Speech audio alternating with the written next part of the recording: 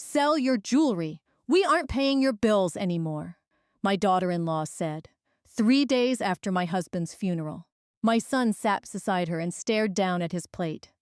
Then he nodded, just once, as if what she'd said was perfectly reasonable. I set my fork down carefully and folded my hands in my lap. For a moment, nobody spoke. The only sound in the dining room was the ticking grandfather clock Noel had bought at an estate sale 22 years earlier. I remember every detail of that moment. The yellow light above the table, the smell of roasted chicken growing cold, the untouched glass of sweet tea beside my plate, and the empty chair at the head of the table. Noel's chair, the chair where my husband had sat every evening for more than 3 decades. 3 days earlier, that chair had been surrounded by casseroles, sympathy cards, and grieving relatives. Now it stood empty. And somehow that emptiness felt larger than the entire room. I'm glad you're here. Follow my story until the end, and tell me in the comments what city you're watching from. Sometimes, when life falls apart, strangers understand us better than family ever could. My name is Myrtle Dawson. I'm 71 years old. 3 days before this dinner, I buried my husband. Noel and I had been married for 34 years. 34 years of mortgages, family vacations, birthday cakes, sleepless nights, and ordinary mornings that I once believed would last forever. Then cancer took him. Not quickly, not mercifully. It took him one piece at a time. By the end, he weighed almost 40 pounds less than he had a year earlier. But he never stopped smiling when I walked into the room, even on the worst days. Especially on the worst days. The funeral had been beautiful. At least that's what everyone told me. I barely remember it. I remember standing beside the casket. I remember the pastor speaking. I remember people hugging me. But mostly, I remember feeling numb. As if my body had shown up while the rest of me remained somewhere else. Maybe still sitting beside Noel's hospital bed. Maybe still hoping for one more miracle. The house felt wrong without him. Every room seemed too quiet. Every corner reminded me of something we'd shared. His reading glasses still sat on the coffee table. His favorite coffee mug was still beside the sink. His jacket still hung near the front door. I couldn't bring myself to move any of it. Not yet. Maybe not ever. The first 2 days after the funeral passed in a blur. Neighbors brought food. Church friends called. Relatives checked in. Then, little by little, everyone returned to their own lives, and the silence settled in. On the 3rd evening, my son, Gigi, and his wife, Romy, invited themselves over for dinner. I was grateful. Or at least I thought I was. I assumed they were worried about me. I assumed they understood that losing a husband after 34 years leaves a hole no words can fill. I spent the afternoon cooking, not because I felt like cooking, but because caring for people was the only thing that still felt familiar. I roasted chicken, mashed potatoes, green beans, the same meal Wade always requested when he was a boy. For a few hours, pretending everything was normal felt easier than facing reality. When they arrived, Romy barely hugged me. Her arms touched my shoulders for less than a second. Then she stepped back. Wade looked exhausted, or guilty. At the time, I couldn't tell which. We sat down together. The conversation drifted awkwardly around safe topics. The weather, traffic, a new restaurant opening downtown. Nobody mentioned Noel. Nobody mentioned the funeral. Nobody mentioned the giant absence sitting at the head of the table. I finally broke the silence. "The service was beautiful," I said softly. "I think your father would have liked it." Wade lowered his eyes. Romy exchanged a glance with him. A quick look, small enough that another person might have missed it. I didn't. Something tightened in my chest. Then, Romy placed her napkin beside her plate. Not angrily, not dramatically, calmly, deliberately, like someone preparing for a business meeting. "Myrtle," she said, "we need to talk about your future. The words immediately made me uneasy. My future? She nodded. Yes. Wade remained silent. I looked at him. He wouldn't meet my eyes. That was when I knew something was wrong, very wrong. Romy folded her hands. Now that Noelle is gone, things need to change. I felt my stomach drop. The room suddenly seemed colder. What do you mean? Her expression never changed. The house is too much for you. I blinked. This house? Yes. I looked around the dining room. The dining room where Wade had celebrated every birthday as a child. The house Noelle and I had spent decades paying for. The house we built our life inside. I've managed this house for years, I replied. That's not the point, Romy said. Then she smiled. Not warmly, not kindly. The way someone smiles before delivering bad news they don't personally care about. And then she said the sentence that changed everything. Sell your jewelry. We aren't paying your bills anymore. For a second, I thought I'd misunderstood. I stared at her, then at my son. Waiting for him to laugh. Waiting for him to tell me she was joking. Waiting for him to defend me. Instead, Wade slowly nodded. And in that moment, I realized I wasn't sitting dinner with family anymore. I was sitting across from two people who had already decided what my life was worth, and neither of them seemed to think it was worth very much. The house felt impossibly quiet after Wade and Romy left that night. I stood alone in the kitchen for several minutes, staring at the stack of dirty plates beside the sink. The roasted chicken sat untouched. The mashed potatoes had gone cold. 3 days after burying my husband, I had somehow lost my son too. Not physically, but something between us had changed. Something important. Something that might never come back. I slowly gathered the dishes and carried them to the sink. For 34 years, Noelle had always insisted on helping after dinner. He used to stand beside me, drying plates while telling terrible jokes that made me laugh anyway. Sometimes I would pretend to be annoyed. Now I would have given anything to hear one of those jokes again. The silence pressed against me from every direction. When I finally finished cleaning, I turned off the kitchen light and walked through the house. The living room was exactly as Noelle had left it. His recliner faced the television. His reading glasses rested on the side table. A half-finished crossword puzzle sat folded beside them. The sight stopped me in my tracks. For a moment, I forgot he was gone. For one foolish second, I expected him to walk through the front door and ask what was for dessert. Then reality returned. Sharp, cold, unforgiving.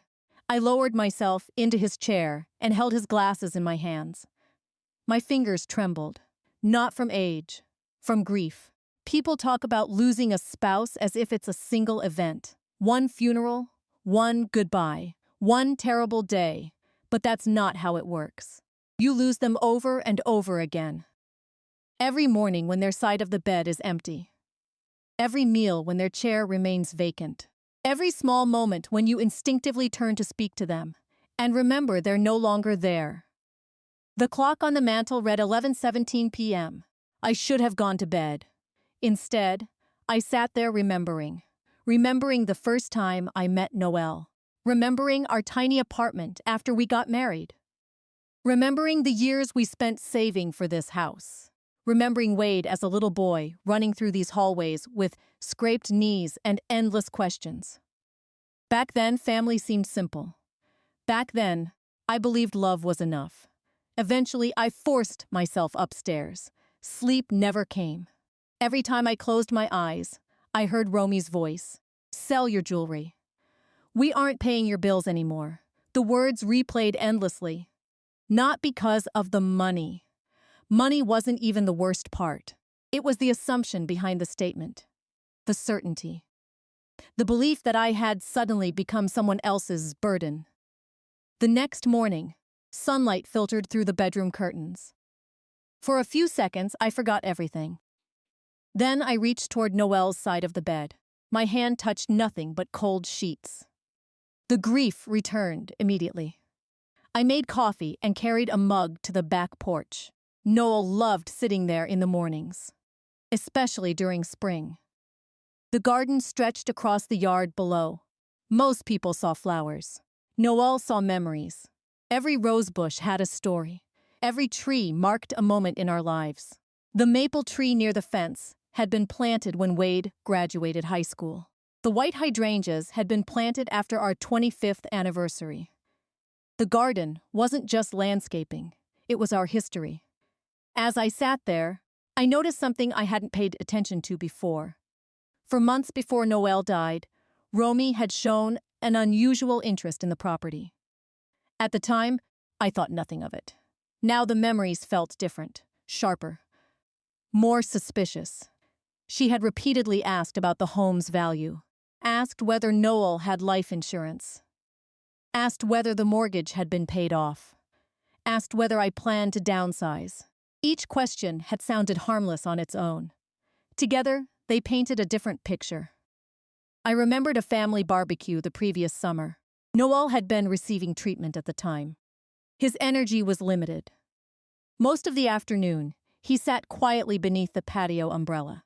Romy had pulled me aside while everyone else was swimming. "You know," she'd said casually, "this property must be worth a fortune now." I laughed. "I suppose it's worth more than when we bought it." She smiled.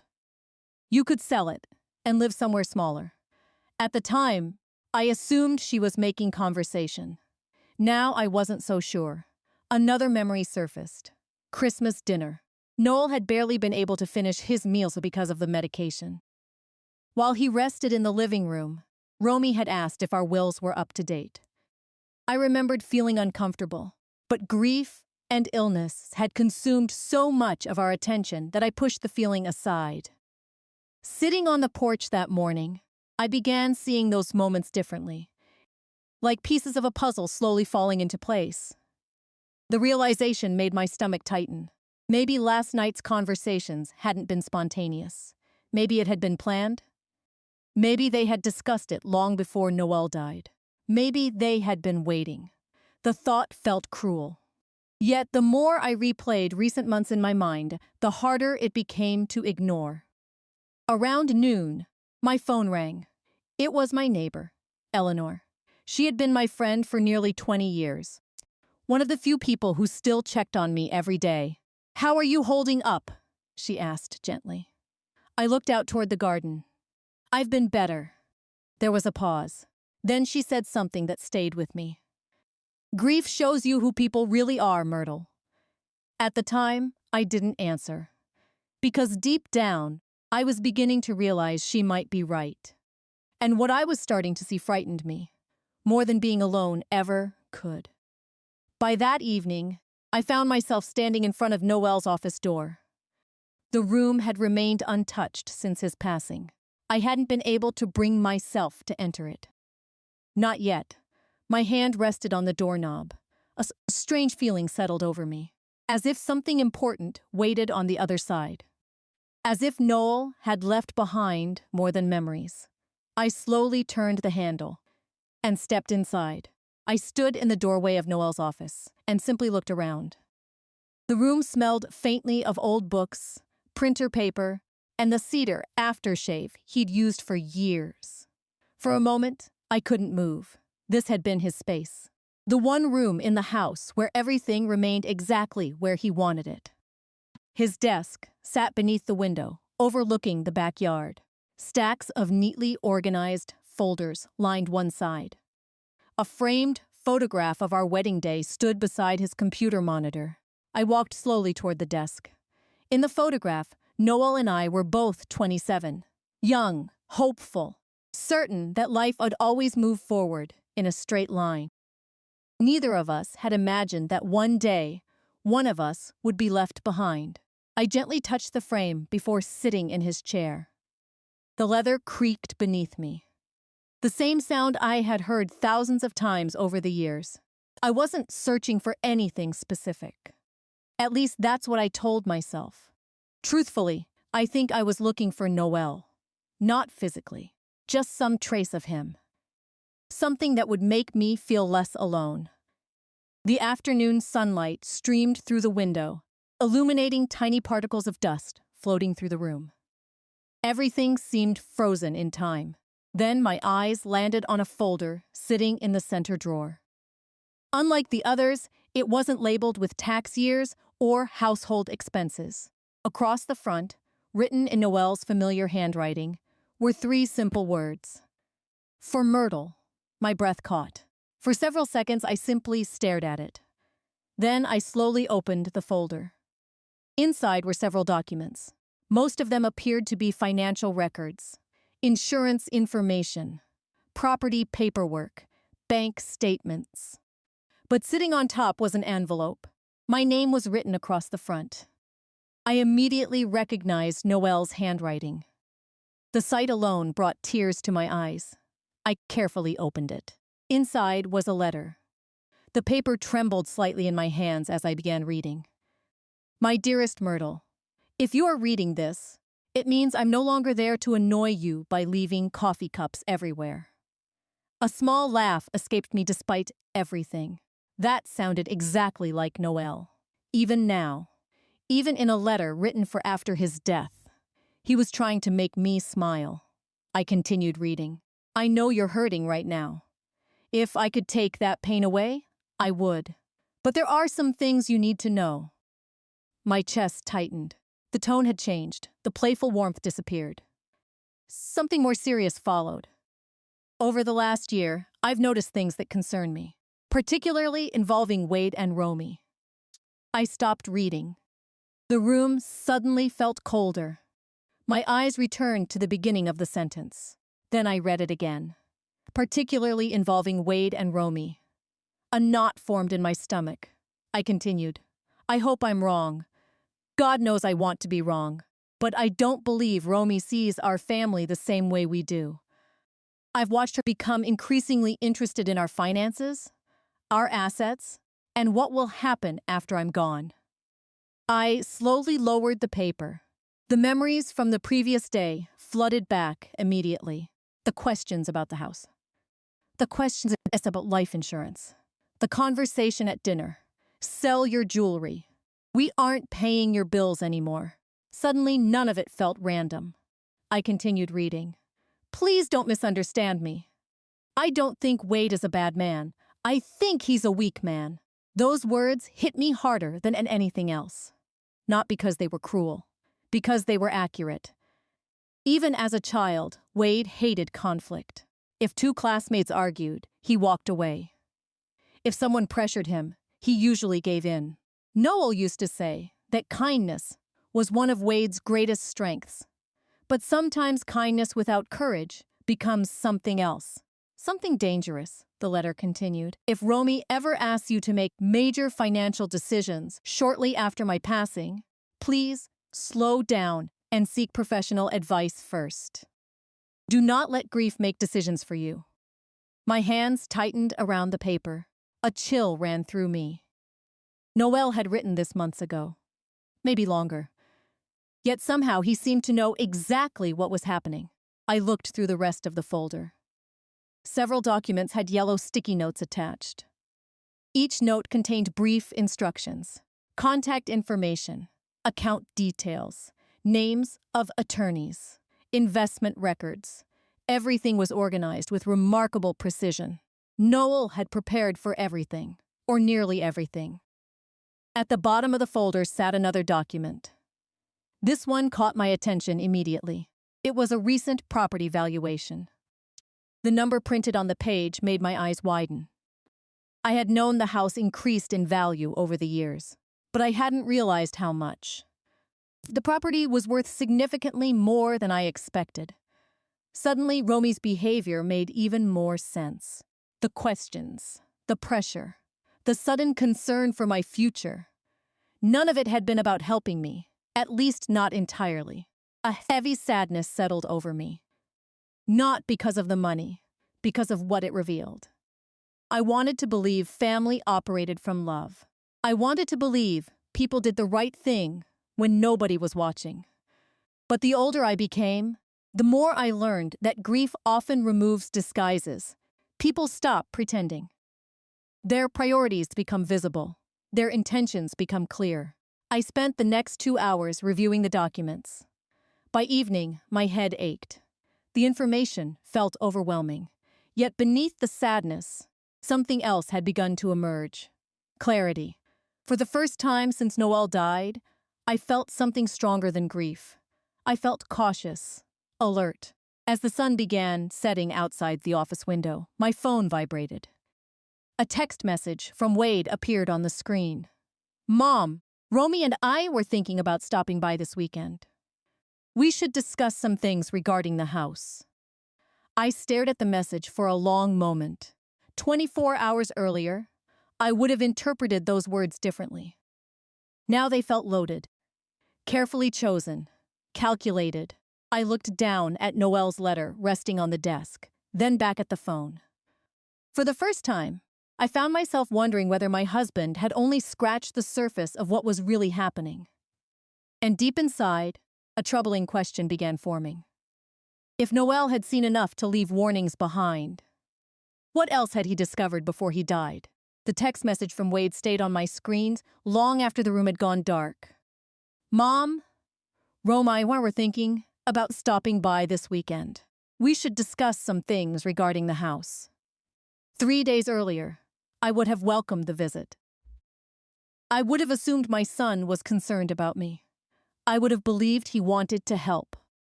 Now, after reading Noelle's letter, those words felt different. Not threatening, not openly cruel, just carefully constructed.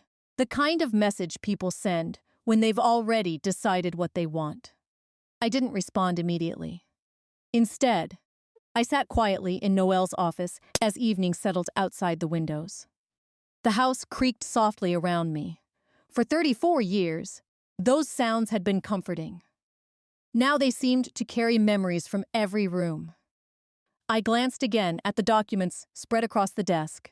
Noelle had organized everything with extraordinary care. Every account, every investment, every insurance policy. Everything was labeled. Everything was documented. It wasn't the work of a dying man surrendering to fate. It was the work of a husband trying to protect his wife. The realization brought fresh tears to my eyes. Even at the end, Noelle had been thinking about me, not himself, me. Eventually, I sent Wade a simple reply. "That sounds fine. Nothing more, nothing less." Then I put the phone away. The next morning, I woke before sunrise. Sleep had become difficult since Noelle's death. The silence always seemed loudest between 3 and 5 in the morning. I made coffee and carried a mug into the kitchen. As I stood at the counter, another memory surfaced. A memory I hadn't thought about in months. It had happened shortly before Christmas. Noelle and I were decorating the tree when Romy arrived unexpectedly. Wade was still at work. She stayed for nearly an hour. Most of the visit seemed normal, at least at first. Then the conversation shifted. I remembered her asking questions. Lots of questions. Questions that now felt very different. "Have you and Noelle updated your will recently?" At the time, I laughed. What a strange Christmas conversation. She laughed too, but she didn't let the subject go. A few minutes later, she asked whether our life insurance policies were substantial. Then, she asked whether the house was fully paid off. Noelle had immediately changed the topic. I remembered that now. Back then, I hadn't noticed his reaction. But sitting alone in my kitchen months later, I suddenly saw it clearly. He had noticed. He had been watching. Maybe much longer than I realized. Around noon, Eleanor stopped by. She carried a homemade casserole, and the kind of quiet kindness that can't be bought. She found me sitting at the dining room table, the same table where Romy had delivered her ultimatum. "How are you doing today?" she asked. I considered lying. Instead, I told the truth. "I'm beginning to think Noelle saw things I didn't." Eleanor sat down across from me. "What kind of things?" For a moment, I hesitated. Then I told her about the letter. Not every detail, just enough. When I finished, Eleanor nodded slowly. She didn't seem surprised. That surprised me. "You knew something was wrong?" she sighed. "I didn't know for sure, But she folded her hands. Myrtle, people notice more than they say. My stomach tightened. What does that mean? Eleanor looked uncomfortable, as though she had been debating whether to tell me something. Finally, she spoke. A few months ago, I ran into Romy at the grocery store. I listened carefully. She was talking with someone from her office. Eleanor paused. I wasn't trying to eavesdrop, but I heard your name. A cold sensation moved through my chest. What did she say? Eleanor looked down briefly, then back at me. She said that once certain things happened, she'd never have to worry about money again. The room suddenly felt smaller. Neither of us spoke for several seconds. Finally, I asked the question that had been forming in my mind. Did she mention Noelle? Eleanor nodded, very slowly. She said the house would eventually solve a lot of problems. I stared at the table. My hands had become completely still, not shaking, not trembling. Still, because something inside me was beginning to change. The grief remained, the sadness remained. But another feeling had joined them. Awareness. For months, maybe years, I had chosen to see the best in people, especially family, especially Wade. But awareness doesn't ask permission. Once you see something clearly, you can't unsee it. After Eleanor left, I found myself walking through the house again. This time, I wasn't remembering the past. I was paying attention to the present. The framed photographs, the furniture, the memories attached to every object. This wasn't just property. This was 34 years of sacrifice, 34 years of hard work, 34 years of building a life together. And suddenly, I understood something important. Romy wasn't looking at this house the way I was. She didn't see Christmas mornings. She didn't see birthday parties. She didn't see the nights Noel, and I stayed awake worrying about bills. She saw numbers, equity, assets, opportunity. That evening, I returned to Noel's office. I continued reviewing the documents he had left behind. Near the bottom of a drawer, I found a small notebook. Nothing fancy. Just a simple black notebook with worn edges. Inside were pages of handwritten notes. Most were reminders. Appointments, financial records, observations. Then one entry caught my eye. The date was 6 months earlier. And beside it, Noel had written a single sentence. Need to speak with Attorney Miller regarding concerns about family pressure after my... I read the line twice, then a third time. Attorney. The same attorney whose business card sat inside the folder Noel had prepared for me. My pulse quickened, because this wasn't a vague suspicion anymore. This was evidence. Evidence that Noel had taken concrete steps before he died. Evidence that he expected something to happen. And for the first time since opening that folder, I realized I needed answers from someone other than myself. The business card rested on the desk beside me. I picked it up. I turned it over, in my hand. Then I looked at the phone. If Noel had gone to an attorney because he was worried about what might happen after his death, there was a very good chance Attorney Miller knew something I didn't. And I had a feeling the next conversation I was about to have would change everything. The next morning, I called Attorney Miller. For several seconds after dialing the number, I almost hung up. Part of me wasn't ready to hear whatever came next. Another part of me already knew that avoiding the truth wouldn't change it. The receptionist answered and transferred me almost immediately. Attorney Miller speaking. His voice was calm and professional. Mr. Miller, my name is Myrtle Dawson. There was a brief pause. Then his tone softened. Mrs. Dawson. He recognized my name. That alone made my heart beat faster. I was Noel Dawson's wife. Yes, he said gently. I know exactly who you are. I'm very sorry for your loss. I swallowed hard. Thank you. For a moment, neither of us spoke. Then I glanced at the note Noel had left behind. I found some documents in my husband's office. Another pause. Longer this time. I was wondering if Noel ever discussed any concerns with you before he passed.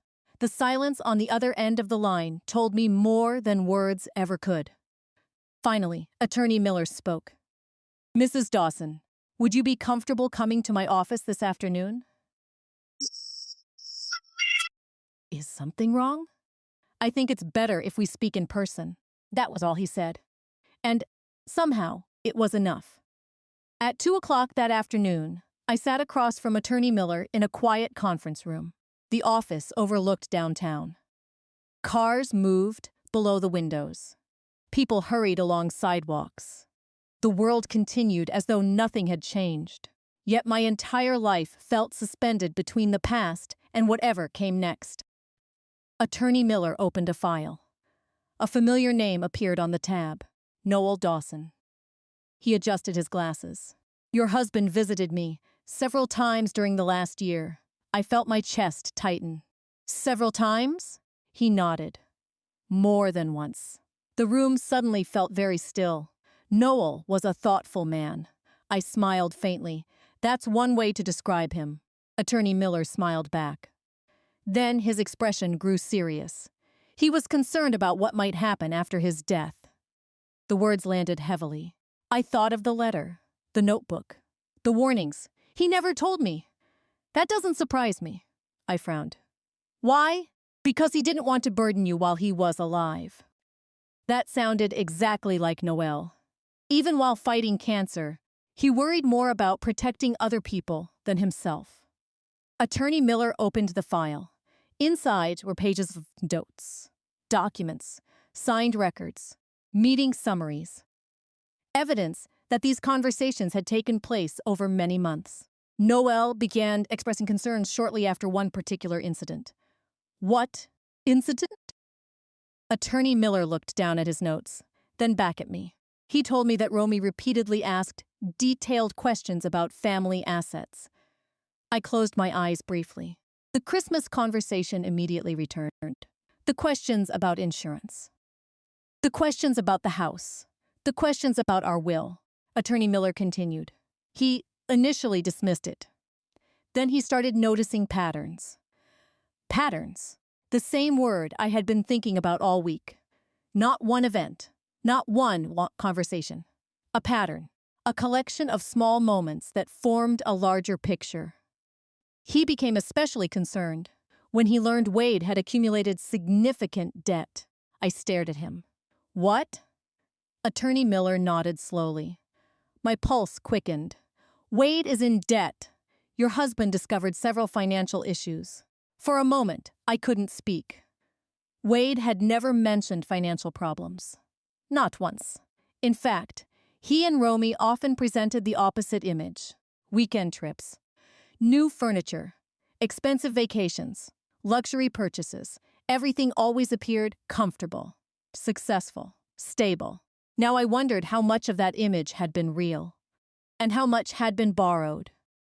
Attorney Miller folded his hands. Mrs. Dawson, I don't want to speculate about anyone's motives. But Noel believed financial pressure was influencing certain behaviors. The sentence was carefully worded. Professional, measured. But I understood exactly what he meant. Noel believed money was driving what I had mistaken for concern. The realization hurt more than I expected. Not because of Romy, because of Wade, my son. The little boy who used to leave dandelions on the kitchen counter because he thought they looked like flowers. The boy who cried when injured birds fell from trees. The boy who once promised he would always take care of me. Somewhere along the way, life had changed him. Or perhaps he had simply allowed someone else to make his decisions for him. Attorney Miller slid a document across the table. Your husband asked me to prepare several protections. I looked down. The document appeared complicated. Legal language filled the page. Trust provisions, ownership clauses, protective arrangements. I didn't understand everything immediately, but I understood enough. Noel had anticipated pressure, and he had planned accordingly. A strange mixture of sadness and gratitude washed over me. Sadness that he felt the need to do this. Gratitude that he had. Attorney Miller leaned forward slightly. There's something else. Those 4 words instantly captured my attention. What is it? He opened another section of the file.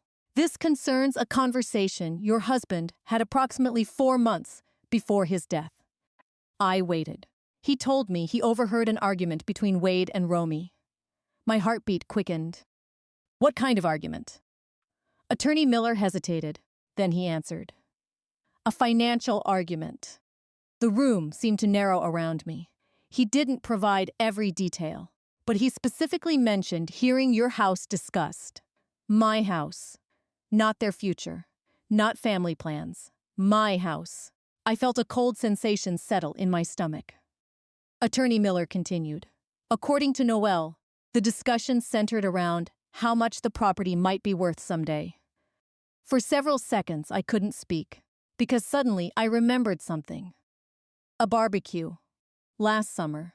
Romy staring across the backyard, studying the property, asking questions. Far more questions than seemed normal. At the time, I ignored the feeling.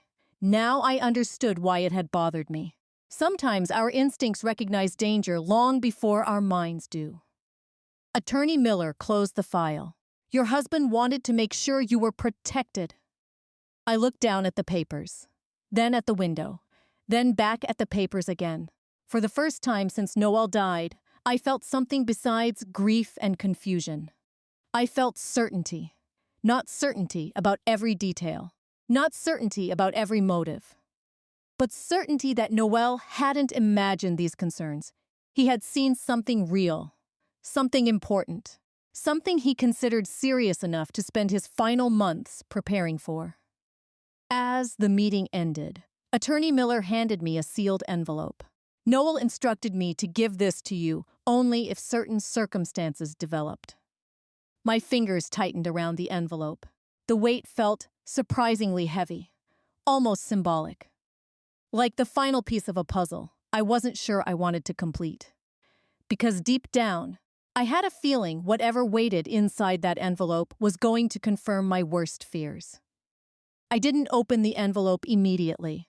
For nearly an hour after leaving Attorney Miller's office, it sat on the passenger's seat beside me, sealed, silent, waiting. The entire drive home, I kept glancing at it whenever I stopped at a red light. Part of me wanted answers. Another part of me feared them, because every answer I had uncovered during the past few days had taken me further away from the family I thought I knew. By the time I pulled into the driveway, the sun was beginning to set. The house looked exactly the same. The white porch. The flower beds Noel loved. The maple tree we planted when Wade graduated high school. Everything looked familiar, yet nothing felt familiar anymore. I carried the envelope inside and placed it on the kitchen table. The same table where Romy had told me to sell my jewelry. The same table where Wade had silently agreed. For several minutes, I simply stared at it. Then I made a cup of coffee, a habit Noel always teased me about. You don't drink coffee when you're nervous, he'd say. You drink coffee so you can stay nervous longer. The memory made me smile despite everything. Finally, I sat down and carefully opened the envelope. Inside was a handwritten letter.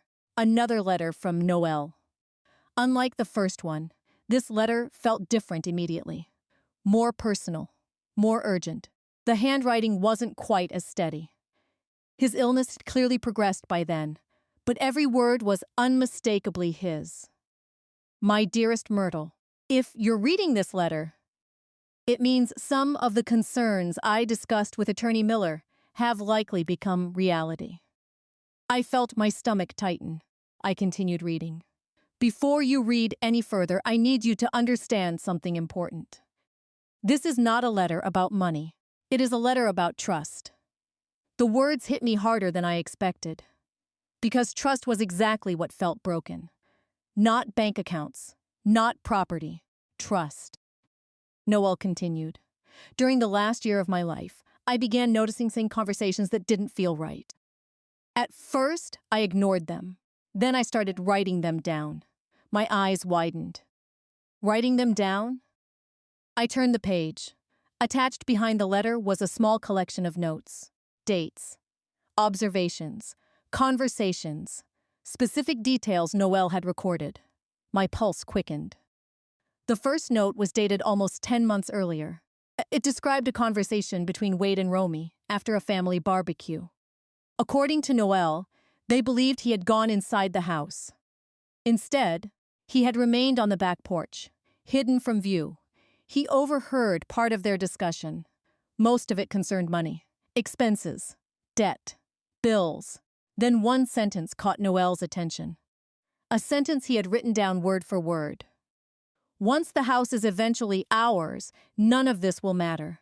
I stared at the page, reading the line again, then again. The words felt like ice water, not because they discussed the house, because they discussed it as though ownership was inevitable. As though Noel and I were merely obstacles standing between them and something they already considered theirs. I continued reading. The next note was dated 2 months later.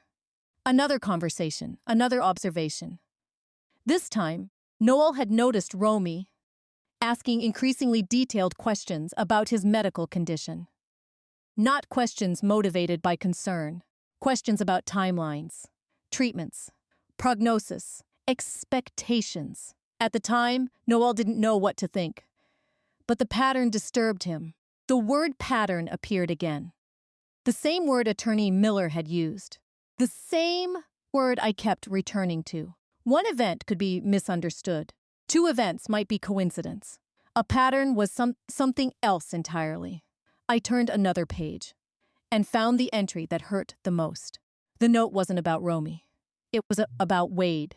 Noel had written, "Wade seems uncomfortable whenever Romy discusses finances around us. He rarely participates, but he never stops her either." I closed my eyes. That sentence described exactly what I had witnessed at dinner, exactly what I had experienced my entire adult life with my son. Wade wasn't cruel. Cruelty required intention. Wade's weakness came from avoidance. He avoided conflict, avoided difficult conversations, avoided choosing sides, until eventually, avoiding choices became a choice itself, and other people made decisions for him. I returned to the letter. The final pages became more personal, more emotional, more like the husband I knew. If I'm wrong about all of this, then I hope you laugh while reading these pages. Nothing would make me happier than being wrong. A tear slipped down my cheek. Because that sounded exactly like Noel. He never wanted to believe the worst about people, not even when evidence stood directly in front of him. Then I reached the final paragraph, and everything changed. There is one thing I never told Wade or Romy. I specifically instructed Attorney Miller not to discuss it unless circumstances required it. I sat up straighter. My heart began pounding. I continued reading.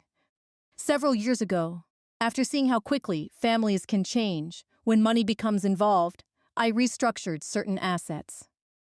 I stared at the page. Restructured assets? What did that mean? The explanation came quickly, and when it did, I nearly dropped the letter. Noel had quietly moved a substantial portion of our assets into a protected trust years earlier, a trust specifically designed to prevent outside pressure, manipulation, or impulsive decisions after his death. The trust could not be altered by Wade. It could not be controlled by Romy. And most importantly, decisions regarding the trust remained entirely under my authority. For several seconds, I simply sat there, speechless. The room seemed completely silent.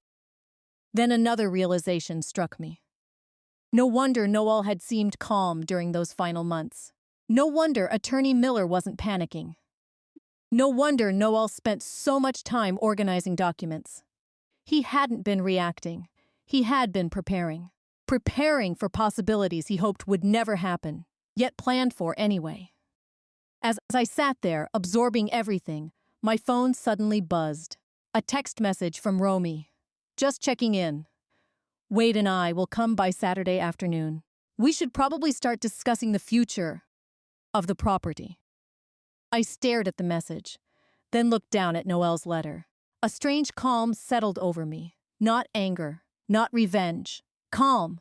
For the first time since my husband's death, I wasn't the person sitting at the table, unaware of what was happening. I wasn't the grieving widow everyone assumed would simply agree. I finally understood why Noel had worked so hard to leave clues behind. Because he knew something I was only beginning to learn.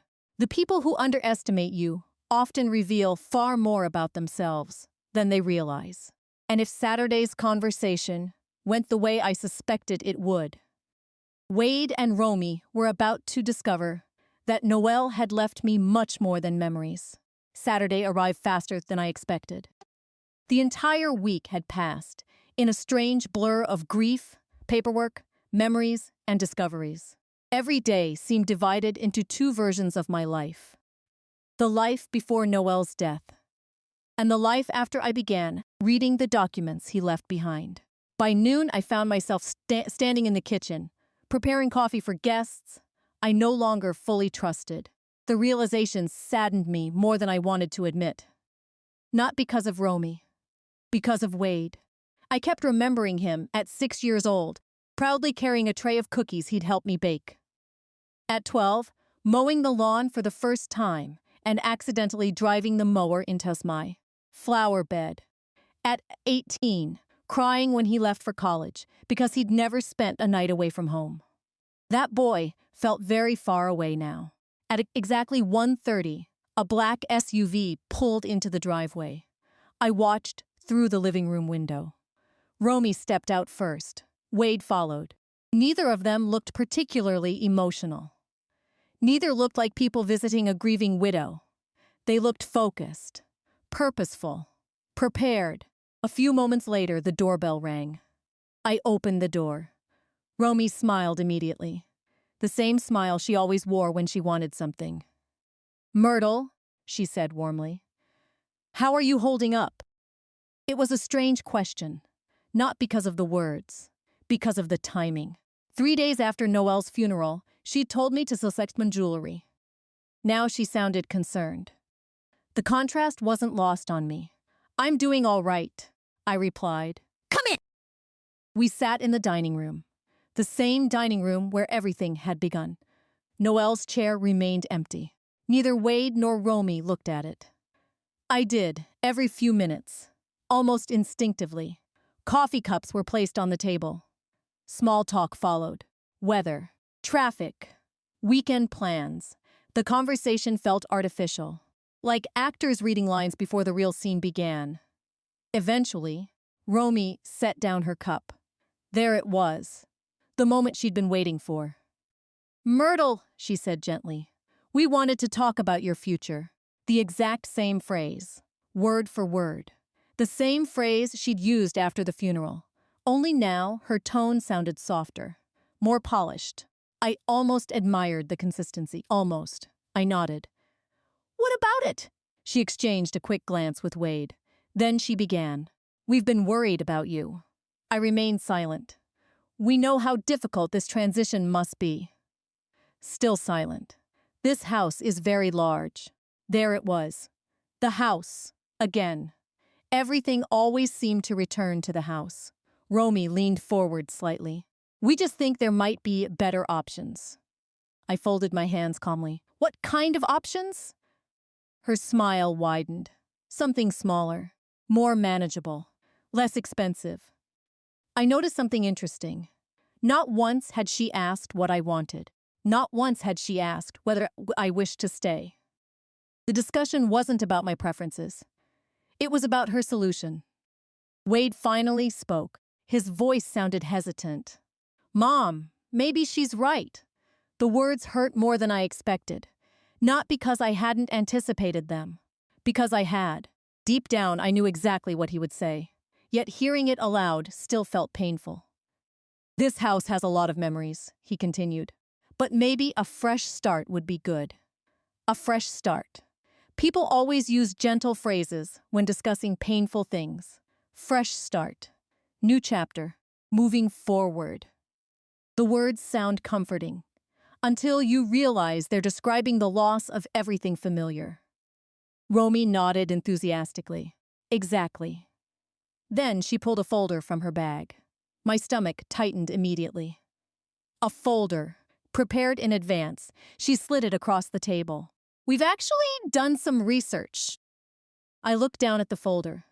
Real estate estimates, property values, housing options, retirement communities.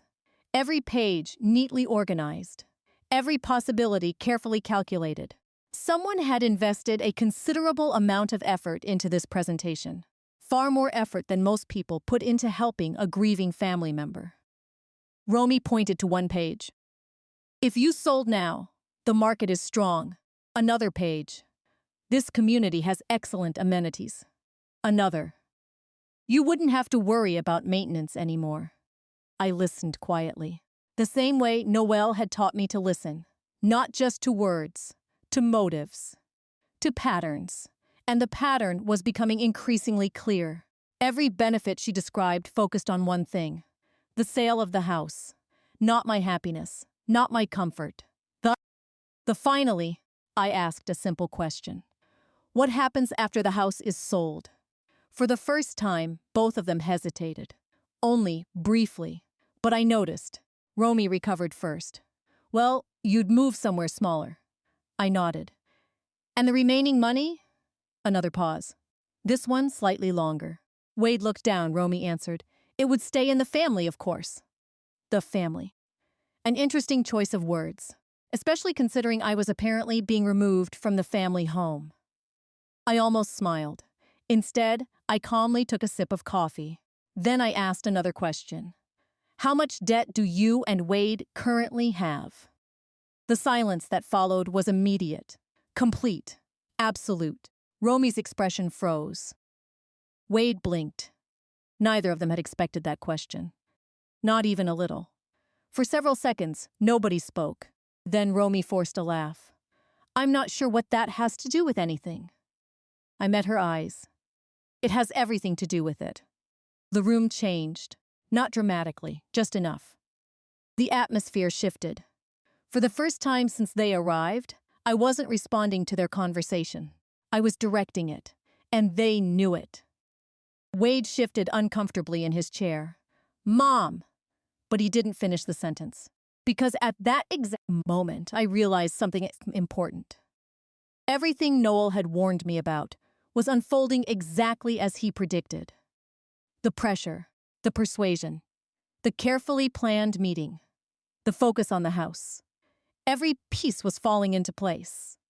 And for the first time, I saw genuine uncertainty in Romy's eyes. Not fear, not yet, but uncertainty, because she was beginning to realize something she hadn't considered before. The grieving widow sitting across from her wasn't following the script she expected. And the conversation was only just beginning. For several seconds after I asked the question, nobody spoke. The silence stretched across the dining room like a pulled wire. Romy's smile remained frozen.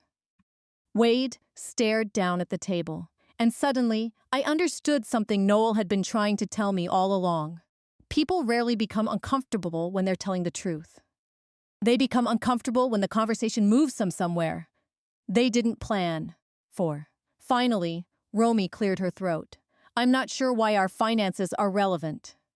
Her voice sounded calm, but only on the surface. I had known her for 50 years. Long enough to recognize the small signs, the slight tightening around her eyes, the way she pressed her fingers together when she felt challenged. The controlled smile that appeared whenever she was trying to regain control of a conversation. I simply nodded. Then I took another sip of coffee. The response seemed to surprise her. She had expected an argument, a confrontation. Instead, I gave her neither. Noelle used to say something interesting.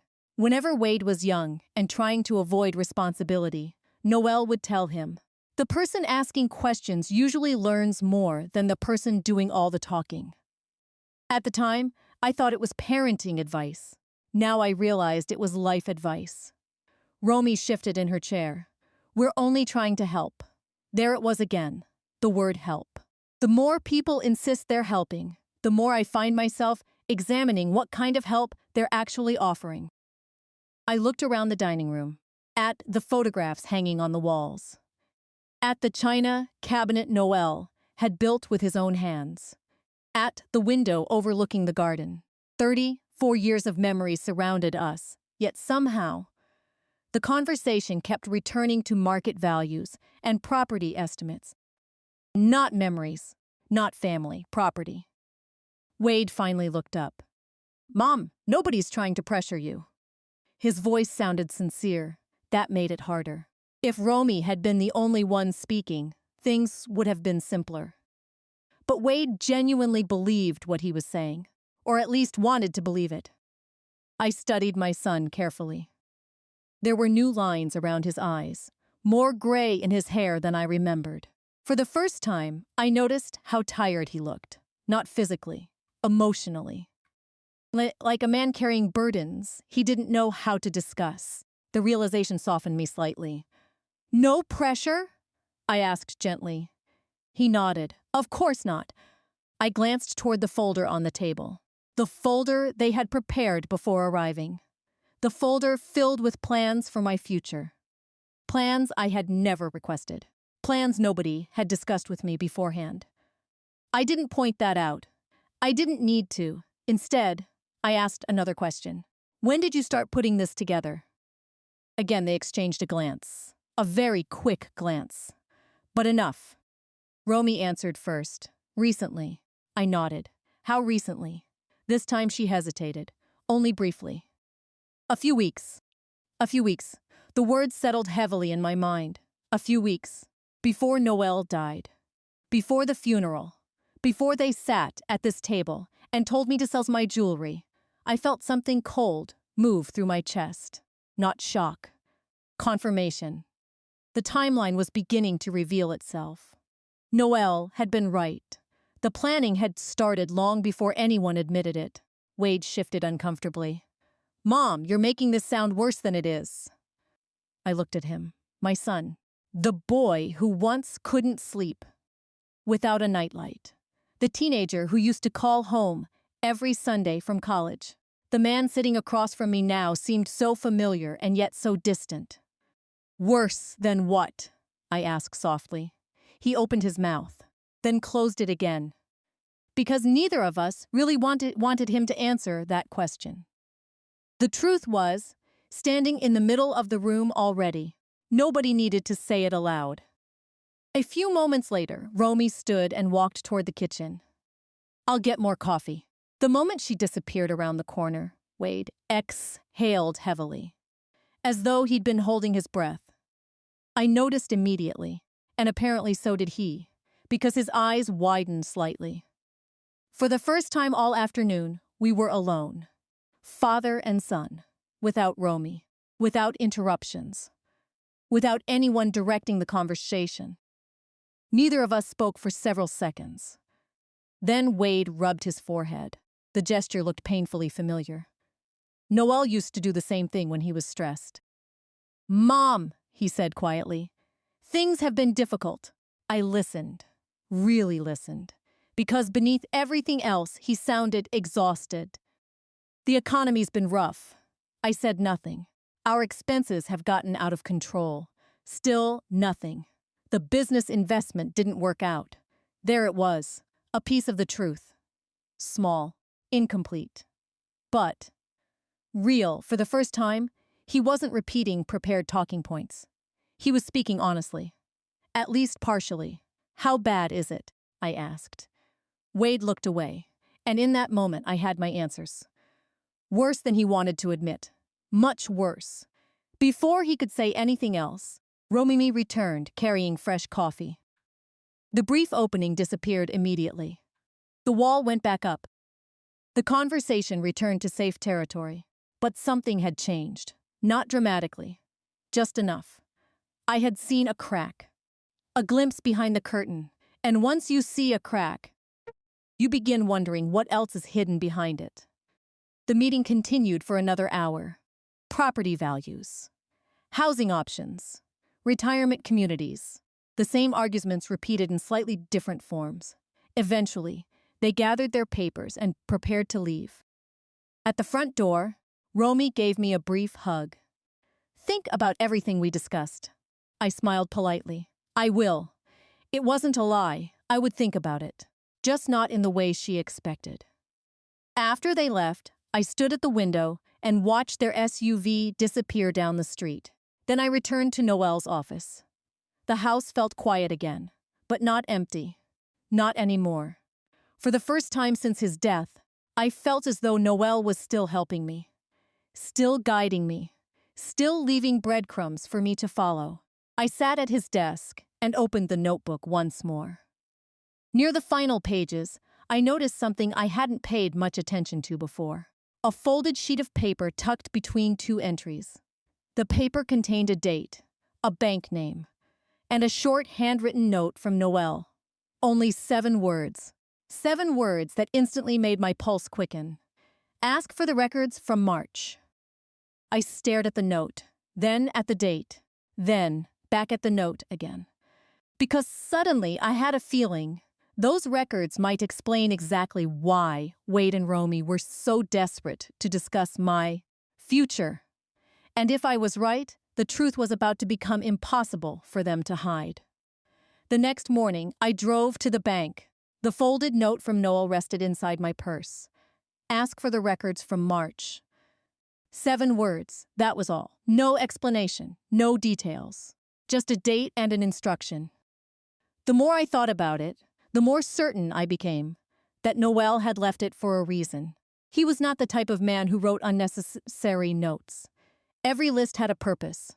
Every folder had a reason. Every detail mattered. If he wanted me to look at March, then something important had happened in March. The bank manager, Karen, had known Noel and me for years. She greeted me warmly when I arrived. "Myrtle, it's good to see you." I smiled politely. "I wish it were under better circumstances." Her expression softened. "We all miss him." For a moment, neither of us spoke. Then I explained that I needed copies of several records connected to accounts Noel had managed. Karen reviewed the paperwork and nodded. "Give me a few minutes." I sat quietly in the waiting area.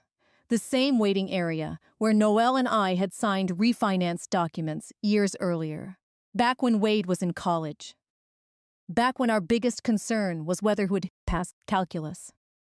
Life had seemed simpler then, or perhaps I had simply been younger. Eventually, Karen returned carrying a thick folder. "There are several transactions from March that your husband flagged for review." My stomach tightened. Flagged for review. That sounded important. I thanked her and carried the folder home. By the time I reached Noel's office, I could barely contain my curiosity. I sat at the desk and began reading. The first pages appeared routine. Investment summaries, account balances, tax records. Then I found a highlighted section. Immediately my pulse quickened. Several large withdrawals had occurred over a 6-week period. Not from my accounts. Not from Noel's primary accounts. From an account connected to Wade. The amounts were significant. Far larger than I expected. I continued reading. Loan payments, credit obligations, emergency transfers, late fees. The numbers seemed to multiply with every page. I stared at them in disbelief. How had things become this bad? Wade earned a good living. Romy worked too. Where had all the money gone? The answer appeared several pages later. Luxury purchases, vacation expenses, credit card balances, a failed business investment, a vehicle loan, another personal loan, and another. The deeper I looked, the clearer the picture became. They weren't struggling because of one mistake. They were struggling because of years of decisions. Years of spending beyond their means. Years of trying to maintain a lifestyle they couldn't afford. I leaned back in the chair. The realization hurt. Not because they were in debt. Many people face financial hardship. What hurt was realizing how much effort had gone into hiding it. Then I noticed another document. A meeting summary prepared by the bank. The date immediately caught my attention. March 14. The same month Noel had referenced. I began reading. And halfway through the page, My heart nearly stopped. According to the notes, Wade had requested information about potential borrowing options using future inheritance projections. I read the sentence twice. Then a third time, future inheritance projections. My hands became very still, because suddenly everything connected. The pressure, the discussions, the obsession with the house, the timing. For a long moment, I simply sat there staring at the page. I wasn't angry. Not yet. Mostly, I felt disappointed. The kind of disappointment that settles deep inside your chest. The kind that arrives when reality finally catches up with hope. I wanted to believe Wade had been protecting his family. Instead, it appeared he had been planning around mine. As the afternoon passed, I continued reviewing the records. Near the bottom of the folder, I found something else. An internal note. Brief, simple, yet impossible to ignore. The note indicated that Noel had personally requested notification regarding any inquiries involving family assets. In other words, he had been watching. Carefully, quietly, long before I realized anything was wrong. The more I learned, the more I admired him. Even while fighting cancer. Even while enduring treatments and hospital visits. He had still found the strength to protect me. My eyes drifted toward his photograph on the desk. The familiar smile stared back at me. For the first time in weeks, I found myself speaking aloud. "You knew, didn't you?" The room remained silent. Yet somehow I felt as though he had already answered. That evening, my phone rang. It was Wade. His voice sounded unusually cheerful, almost forced. "Hey, Mom." "Hello, Wade. Just checking in." I waited. There was always a reason for calls lately. And sure enough, it arrived. "We've been looking at a few places that might be perfect for you." Of course they had. The retirement communities again, the smaller homes, the future they kept trying to design on my behalf. I listened quietly. The entire time, my eyes remained on the bank documents spread across Noel's desk. Documents Wade didn't know I had. Documents Romy didn't know existed. Documents that explained far more than either of them realized. "Mom?" I blinked. "Sorry, what was that?" "I said we'd love to take you to see some properties next week." Properties. Not grief counseling. Not family dinners. Not support. Properties. The pattern continued. Exactly as Noel predicted. "That's thoughtful," I replied. There was a brief pause. Then Wade said something that caught my attention. "Romy's really been working hard on all of this." I almost smiled. Not because the statement was funny. Because it was revealing. Even now he couldn't see it. Or perhaps he refused to. Either way, the result was the same. After the call ended, I returned to the documents one final time. Near the back of the folder sat a sealed envelope I hadn't noticed earlier. This one wasn't from Attorney Miller. It wasn't from the bank. It was from Noel. Across the front, written in his unmistakable handwriting, were 5 words. "Open only after their meeting." I stared at the envelope. My pulse quickened. Because we had just had the meeting. And if Noel had left another message specifically for this moment, then he already knew what I was about to discover next. I stared at the envelope for a long time before opening it. The house was quiet. Outside, evening shadows stretched across the backyard. The maple tree Noel and I planted years ago swayed gently in the wind. Everything looked peaceful. Yet my heart felt anything but peaceful. Over the past week, I had uncovered more truths than I thought possible.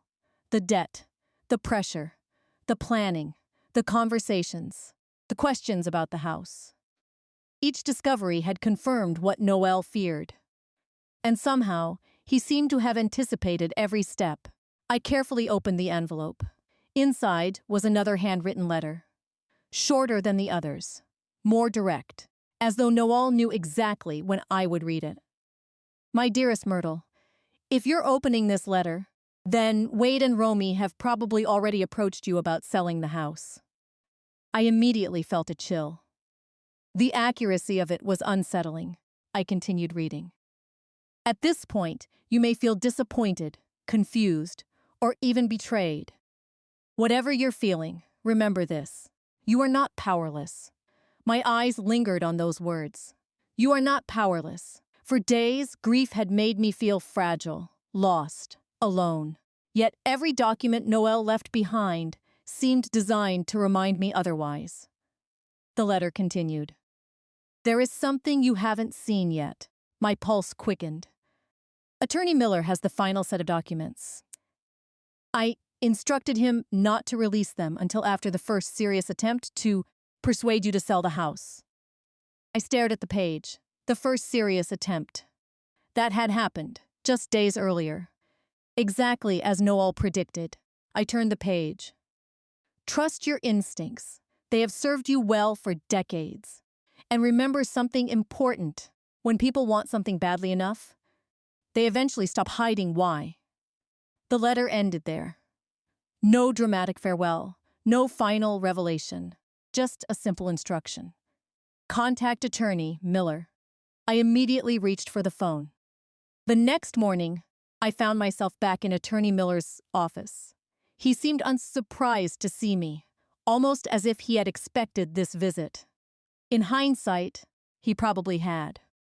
After exchanging greetings, I placed Noel's letter on his desk. Attorney Miller read it quietly. Then he nodded. I suppose it's time. My stomach tightened. He opened a locked cabinet behind his desk. From inside, he removed a thick file, thicker than any document package I'd seen so far. The sight alone made me nervous. He carried it to the conference table and sat down. Noel was extremely thorough. I smiled faintly. That sounds like him. Attorney Miller smiled too. Then his expression became serious. What you're about to see explains why he was concerned. The room suddenly felt very quiet. He opened the file. Inside were records, meeting notes, financial analyses, legal documents, correspondence, months of preparation, months of observation, months of planning. My eyes moved across the pages. Then I saw a familiar name, Romy.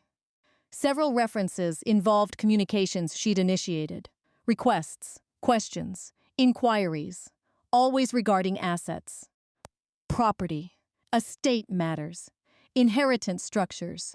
Attorney Miller pointed toward a specific section. These conversations occurred while Noel was still receiving treatment. I felt my chest tighten. During treatment, while Noel was fighting his life, someone else had already been discussing what happened afterward. The realization was difficult to process. Attorney Miller continued. Your husband became concerned when certain questions appeared repeatedly. I nodded. The same pattern again. Always the pattern. Never one event. Always many. Then he handed me another document. The page contained a financial assessment. This time, the numbers were even more alarming than the bank records. My eyes widened. Outstanding debt, loan obligations, credit exposure, financial commitments far exceeding what I imagined. I looked up. This can't be right. Attorney Miller remained calm. We verified everything. For several seconds, I couldn't speak. The debt was substantial, far larger than ordinary financial strain. Suddenly, the urgency surrounding the house made perfect sense. This wasn't convenience. This wasn't concern. This wasn't retirement planning. This was desperation. A painful silence settled over the room. Eventually, Attorney Miller spoke again. There is one more thing. Those words always seem to precede bad news. I braced myself. He handed me a final document. A proposal draft, not signed, not submitted, just drafted. But seeing it made my stomach drop. The document outlined potential scenarios involving the sale of my home, projected proceeds, distribution. The property was already being discussed as though its sale were inevitable. As though the decision had already been made. As though my role was simply to cooperate.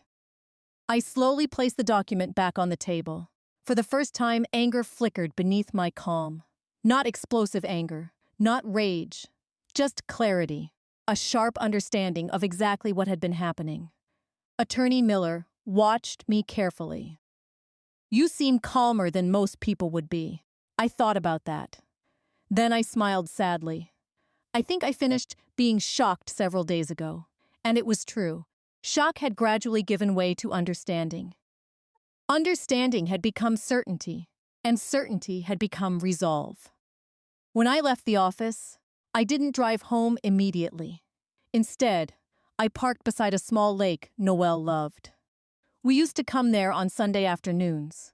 Sometimes we'd sit for an hour without speaking, just watching the water, just enjoying the quiet.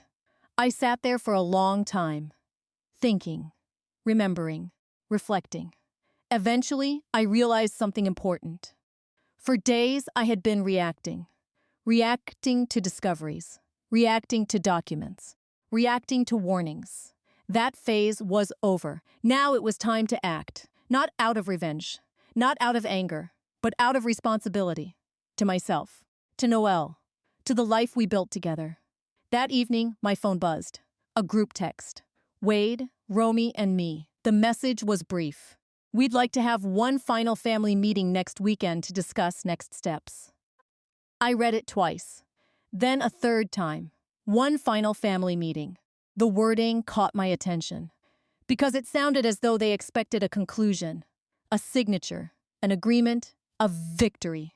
Slowly, I set the phone down. Then I opened my contact list and selected Attorney Miller's number. Because if there was going to be one final family meeting, I wasn't planning to attend it alone. The week passed quietly. Too quietly. Wade called twice. Romy sent several text messages. Each message sounded warm, concerned, supportive. Yet by then, I had learned to pay attention not only to what people said, but to what remained unsaid. Neither of them mentioned Noelle. Neither asked how I was sleeping. Neither asked whether I was eating. Neither asked how I was surviving the loss of a husband after 34 years is. Instead, every conversation eventually drifted toward the same destination. The house, the future, the next step, the sale. By Saturday morning, I knew exactly what was coming. The final family meeting. The meeting they believed would settle everything. The meeting Noel had anticipated months before it happened. And the meeting I was finally prepared for. I woke before sunrise. The house was silent. I made coffee and sat on the back porch. The garden looked beautiful in the early morning light. For years, Noel and I had worked side by side out there. Planting, pruning, planning, building something together. The garden reminded me of marriage. Nothing grows because you want it to. It grows because you care for it every day. And just like a garden, a family can flourish when tended properly, or wither when selfishness takes root. Around noon, Attorney Miller arrived. Right on time. I had invited him several days earlier, not because I expected a confrontation, but because I believed in preparation. A lesson Noelle had taught me repeatedly. Hope for the best. Prepare for the rest. Attorney Miller entered through the front door carrying a leather briefcase. Inside were copies of every document we might need, every trust agreement, every legal record, every protective measure Noelle had arranged. We spent 20 minutes reviewing everything one final time. When we finished, I felt calm. Not confident, not triumphant, just calm. For the first time since Noelle's death, I felt steady. At 1:30, Wade and Romy arrived. The same black SUV pulled into the driveway. The same purposeful expressions, the same confidence. I watched them approach. Neither of them knew Attorney Miller was already inside. Neither of them knew what Noelle had prepared. Neither of them knew this conversation would be very different from the one they expected. When they entered, Romy immediately smiled. Then she noticed Attorney Miller sitting in the living room. The smile faltered. Only for a second. But I noticed. Attorney Miller noticed too. Everyone noticed. Wade, Romy, I said warmly. Come in. The atmosphere changed instantly. The confidence they carried through the front door seemed slightly diminished. Questions appeared in their eyes. Confusion, concern, perhaps even suspicion. We moved into the dining room, the same room where everything had begun. The same table, the same chairs, the same empty seat where Noelle once sat. For a moment, nobody spoke. Finally, Romy broke the silence. "Myrtle, I wasn't aware we'd be having legal counsel present." Her voice remained polite, but the surprise was obvious. I smiled gently. I thought it would be helpful. Attorney Miller simply nodded. Nothing more. The meeting began. Just as before, Romy led the conversation. She spoke about practical matters, property management, maintenance costs, retirement planning, future opportunities. Every argument sounded polished, reasonable, thoughtful. If someone had walked into the room halfway through, they might have believed she was acting entirely out of concern. But I knew better now. Eventually, she placed another folder on the table. More projections, more estimates, more plans. Then she reached the point she'd been building toward. "We really think selling the house is the best decision." There it was. The destination, the goal behind every conversation, every text message, every meeting. I folded my hands calmly. Then I looked at Wade. Not Romy, Wade. "Do you agree?" The question caught him off guard. For a moment, he hesitated. Then he nodded. "I do." The words hurt. Even now. Especially now. But pain and surprise are not the same thing. And by then, I was no longer surprised. I took a slow breath. Then turned toward Attorney Miller. "I think this is probably the right time." Attorney Miller nodded, opened his briefcase, and removed several documents. The room immediately became quieter. The shift was almost physical. Romy's attention locked onto the paperwork. Wade looked confused. Attorney Miller began speaking. "Professional, measured, precise," he explained. "The trust Noelle had established years earlier. The protections built into it. The ownership structure. The authority it granted. The safeguards designed specifically for circumstances exactly like these." As he spoke, I watched Romy's expression carefully. At first, she looked puzzled, then uncertain, then increasingly uncomfortable. The confidence disappeared little by little, like air is escaping from a balloon. Finally, Attorney Miller reached the most important point. "The property cannot be sold without Mrs. Dawson's explicit approval." Silence. Absolute silence. No response came immediately, because there wasn't one. Everything they had assumed, everything they had planned around, everything they believed would eventually happen, had just changed.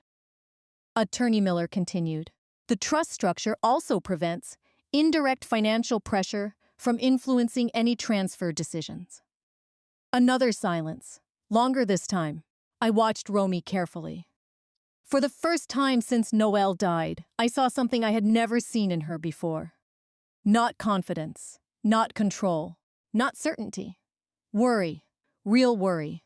Then Wade spoke. "What exactly does that mean?" Attorney Miller answered calmly. "It means your mother maintains complete authority over these assets." The words settled heavily across the table. Complete authority.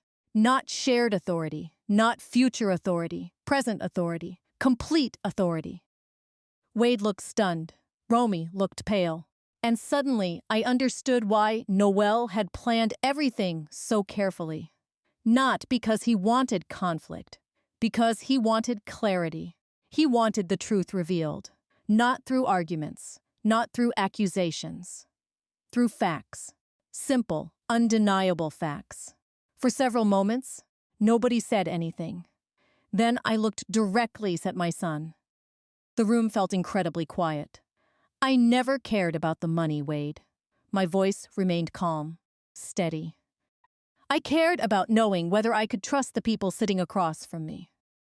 The words hung in the air, and for the first time all afternoon, neither Wade nor Romy seemed to know what to say. For a long moment after I spoke, Nobody said anything. The silence felt different this time. Not tense, not uncertain. Final. The kind of silence that arrives when the truth has finally entered the room and refuses to leave. Wade stared down at the table. The same table where he had eaten birthday cakes as a child. The same table where Noelle had helped him with homework.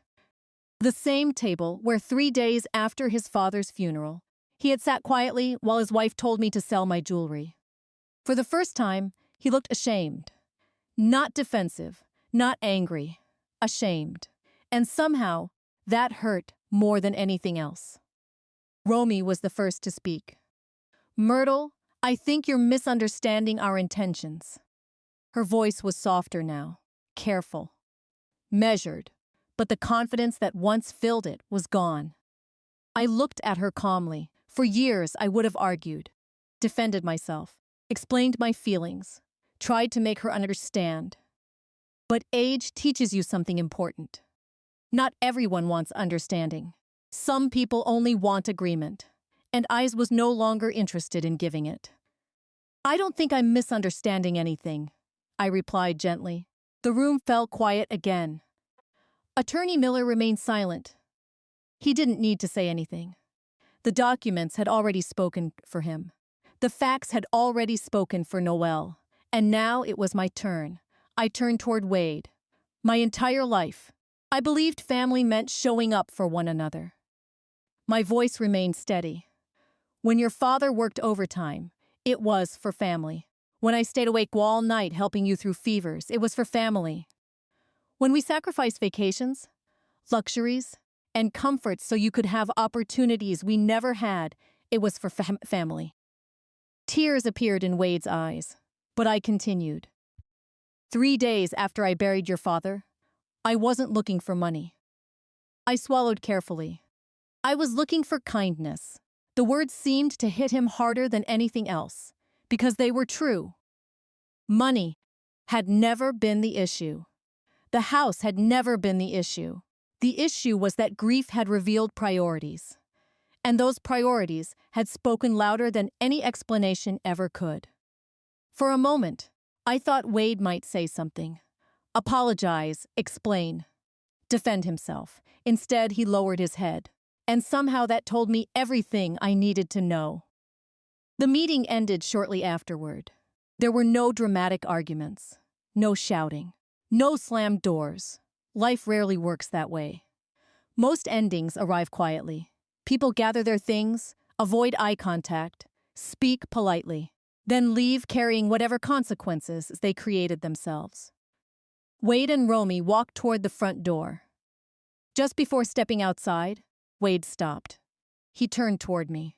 For a second, I saw the little boy he used to be, the one who brought me dandelions, the one who cried when he disappointed me. "Mom," his voice cracked slightly. I waited. "I'm sorry." The words were barely above a whisper, but they were real. I nodded. Not because everything was fixed, because honesty deserves acknowledgement, even when it arrives late. Then he left, and the front door closed behind them. The house became quiet once again. But this time, the silence felt different. Not lonely, peaceful. A few minutes later, Attorney Miller gathered his papers. Before leaving, he paused beside Noel's empty chair. "Your husband loved you very much." I smiled. "I know." After he left, I remained alone in the dining room. The afternoon sunlight filtered through the windows, golden and warm. I looked at Noelle's chair. The empty chair that had once broken my heart every time I saw it, and for the first time since his funeral, I smiled. Not because I no longer missed him. I would miss him for the rest of my life. But because I realized something. Noelle had never truly left me defenseless. Even after he was gone, he had protected me, guided me, loved me. One final time. Over the next several months, life slowly found a new rhythm. I kept the house. Not because of stubbornness, because it was home. I spent mornings in the garden. I joined a community volunteer program. I had lunch with Eleanor every Thursday. Little by little, the grief softened. It never disappeared, but it changed shape, like an old scar, always there, no longer bleeding.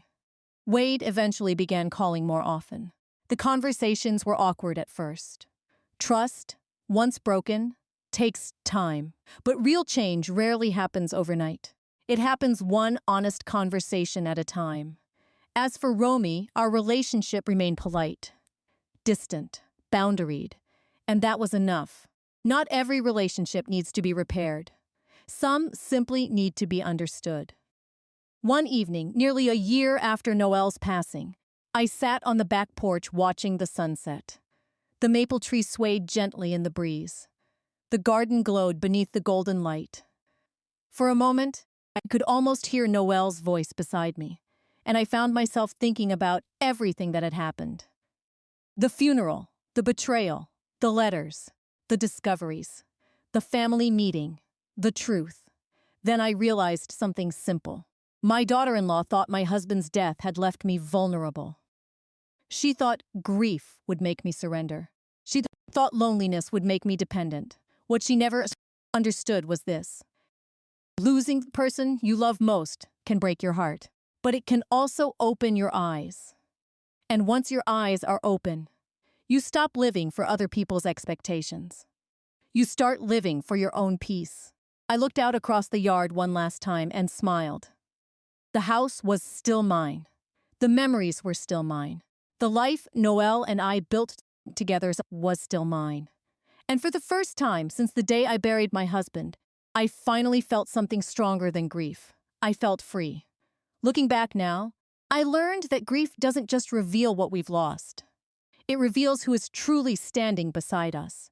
For years, I believed love and loyalty were the same thing, but they are not. Loyalty is proven when life becomes difficult. Noel's greatest gift wasn't the house or the trust he left behind. It was the wisdom to protect me when he knew he no longer could. And if there's one lesson I carry forward, it's this: never mistake kindness for weakness. Because the people who underestimate a quiet woman often discover her strength far too late.